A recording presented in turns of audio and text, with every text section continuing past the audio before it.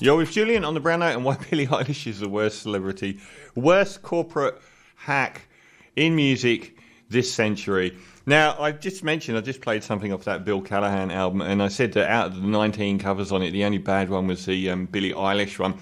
That wasn't a dig at her, though. She's horrific in other ways.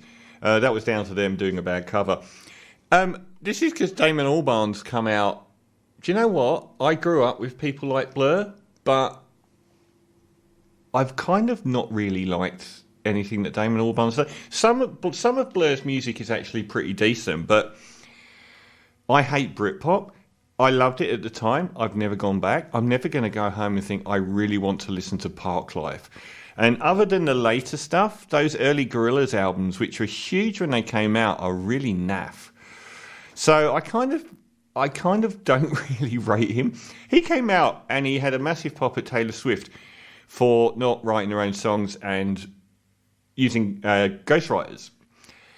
Now, obviously, someone has sniffed Interview Gold, and he's come out saying, no, this is basically they've edited down what I said and so on. But what I thought was interesting is he came out praising Billie Eilish. Now, my most hated musician is Billie Eilish. I really can't stand when mediocre talent is pushed heavy. If mediocre talent is left to drift by, I can sometimes really enjoy what they're doing. But there isn't any element of what Billie Eilish does that isn't shoved down your throat. If there's an Olympic Games, she's doing the theme tune. If there's a Grammys, she's singing the song. If there's a Bond film, she's singing the theme. Her Bond theme is terrible. It is even more boring than Sam Smith's. She does the same vocal croaky styling on any record. But the thing that annoys me, you can do a Bond theme, but you do not deserve an Oscar for it. She's going to get an Oscar. So she'll have an Oscar, but she just doesn't deserve it. Shirley Bassey doesn't have an Oscar. She did Goldfinger. She is everywhere. She is, when I go to my local Coles, she's there. She's in every single opening, every event. She'll headline any festival. What is she doing headlining Coachella? What is Harry Styles doing headlining Coachella? Big music festivals are dead. If 10 years ago you would not have had those two acts, they don't have the catalogue of music to headline one of the world's biggest music festivals, even though Coachella is one of the world's worst music festivals.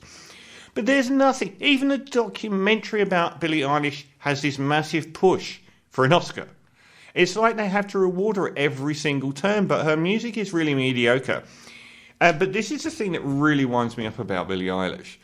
And this, before she became successful, and they've made out that she's this bedroom star and natural talent that's come out of nowhere, like Pink Panther really is. And the reality is that she met, before she started releasing major tunes, she met with Apple Music to discuss the entirety of the way that she was going to be presented and the relationship that they would have. And she met with fashion house Chanel. How many bedroom stars do you know, before they're releasing music, meet with fashion house Chanel to define their image? Every photo of her, she's pulling that same heroin chic face. That look in her eyes. Every single photo. So it's also manufactured and false. And she's got this symbiotic relationship with her brother, who's the kingmaker here. And it's very, very easy to say to female musicians that there's a guy Svengali behind you. But I don't like her music. I don't rate what he's done. But evidently he's done quite a lot, because he's had a lot of impact in other areas as well. Phineas. So the music is mediocre. If it was great, I could appreciate the fact, even though it is so corporatized and fabricated and fake. But it isn't. It is mediocre. And she just gets, here, have a gold medal. Have a Nobel Prize. And she's the kind of celebrity that will work her way through a number of these social issues of the day. She will be coming out as demisexual or non-binary any year soon, whenever it's in the news. She will be going through her bouts with depression, or nothing about her rings true to me at all. And I don't understand the backing that she's got, that every single thing she touches, how does she get into every one of these events and become the person doing the singing, doing the theme song, winning the award every time? It's just ridiculous. Every time that there is an article, say for instance when Rolling Stone did their top 100 tracks of the century so far, the cover was Billie Eilish.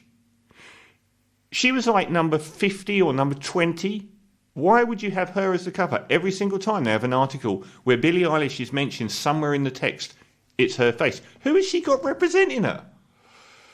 Even the ABC, after the Triple J Hot 100, they actually had Billie Eilish's picture as the cover for the the Triple J Hot 100.